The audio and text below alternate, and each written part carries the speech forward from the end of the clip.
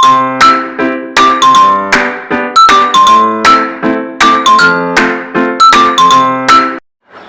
అండి, అందరికీ welcome to my channel A day with Vanaja. So ఈరోజు మనం ఇంట్లోనే హోమ్ మేడ్ మటన్ కర్రీ ఎలా తయారు చేసుకోవాలో సింపుల్గా టేస్టీగా చూద్దామండి. సో మనం ఇలాగా బాండి పెట్టుకొని 2 టేబుల్ స్పూన్ ఆయిల్ అయితే వేసుకోవాలి. సో ఆయిల్ కొంచెం హీట్ అవ్వగానే 2 కరివేపాకు రెబ్బలు అయితే వేసుకోవాలండి. కరివేపాకు వేయడం వల్ల సో చాలా టేస్టీగా కూడా కర్రీ అనేది ఉంటుందన్నమాట. సో ఇక్కడ పెద్ద సైజు ఉల్లిపాయ ఒకటి వేసుకోవాలండి, కట్ చేసుకొని పెట్టుకున్నది. నేనైతే ఒకటే తీసుకున్నాను, ఎందుకంటే నేను 1/2 కిలో మటన్ మాత్రమే చేస్తున్నానండి. అందుకోసమే ఒక ఉల్లిపాయ అయితే సరిపోతుంది. సో ఇప్పుడు మనం మూత పెట్టుకొని 1 నిమిషం తర్వాత మనకి ఇలాగ మంచిగా బ్రౌన్ కలర్లో, గోల్డెన్ బ్రౌన్ కలర్లో అయితే మనకు ఆ ఉల్లిపాయలు మగ్గుతాయి అన్నమాట. సో మనకి ఇదే స్టేజ్లో ఉండగానే 1 టేబుల్ స్పూన్ సాల్ట్ అయితే వేసుకోవాలండి. సో ఈ స్టేజ్లో ఉండగా వేయడం వల్ల సో మంచిగా మనకి ఆ ఉల్లిపాయలు కూడా మగ్గుతాయి అన్నమాట. కర్రీ కూడా చాలా టేస్టీగా ఉంటుందండి. మీరు కూడా ట్రై చేయండి. ఈ విధంగా చేస్తే చాలా టేస్టీగా కూడా కర్రీ అనేది ఉంటుంది.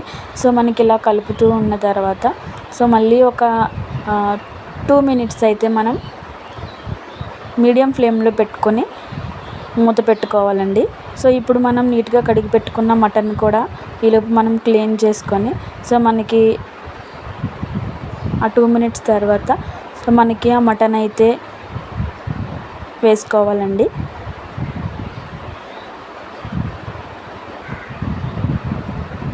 సో చూసారు కదా, సో ఇక్కడ మటన్ వేసుకొని సో మనం ఇలా కలుపుతూ ఉండాలి.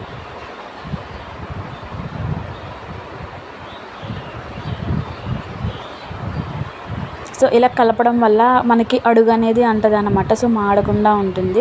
సో మనం ఈ విధంగా కలుపుకున్న తర్వాత ఇదే స్టేజ్లో అల్లం పేస్ట్ కూడా వేసుకోవాలండి. నాకు ఆ క్లిప్ అయితే మిస్ అయిందనమాట. సో మీరైతే అల్లం పేస్ట్ కూడా వేసుకొని సో మూత పెట్టుకోండి. 5 మినిట్స్ తర్వాత సో మనకి ఇలాగ మంచిగా మటన్ అయితే ఉడుకుతుందండి. సో మెత్తగా కూడా ఉంటుంది, టేస్టీగా కూడా ఉంటుందండి. సో మనకి ఇదే స్టేజ్లో ఉండగానే 1/2 టేబుల్ స్పూన్ పసుపు అయితే వేసుకోవాలండి.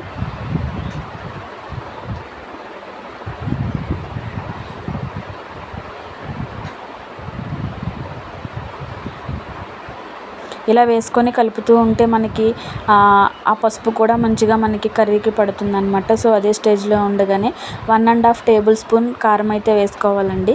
సో మాకైతే 1.5 టేబుల్ స్పూన్ సరిపోతుంది. సో మీకేంటంటే ఇది నాన్ వెజ్ కాబట్టి సో ఇంకొంచెం స్పైసీగా తినాలి అనుకుంటే కనుక మీరు 2 టేబుల్ స్పూన్ లేదంటే మీ స్పైసీనెస్కి తగ్గట్టుగా కూడా మీరు వేసుకోవచ్చు. సో ఇదే స్టేజ్లో ఉండగానే కొంచెం వాటర్ కూడా వేసుకొని సో మళ్ళీ మనం మిక్స్ చేసుకోవాలన్నమాట. సో మళ్ళీ మనం అలా కలుపుతూ ఉండాలి.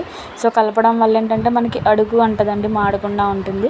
సో మనం కలుపుకున్న తర్వాత మనం ఒక 5 మినిట్స్ మళ్ళీ అయితే మూత పెట్టుకొని అలా మగ్గనివ్వాలండి.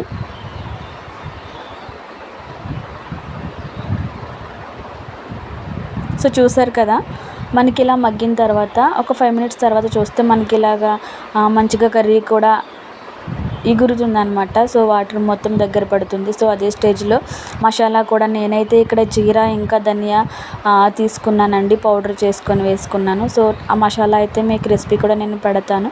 సో ఫైనల్గా మనకు ఒక 2 మినిట్స్ తర్వాత సో మంచిగా మనకి టేస్టీగా ఇంట్లోనే సింపుల్గా తయారు చేసుకునే మటన్ కర్రీ అయితే రెడీ అండి. సో మీకైతే ఎలా ఉందో అనేది కమెంట్ చేయండి. సో మీరు కూడా ఈ విధంగానే చేస్తారు, లేదంటే మీ స్టైల్లో ఏ విధంగా ఉంటుంది అనేది కమెంట్ చేయండి. సో నేను కూడా తెలుసుకుంటాను. సో ఇంతేనండి, సింపుల్గా చేసుకునే mutton curry ready. So thank you.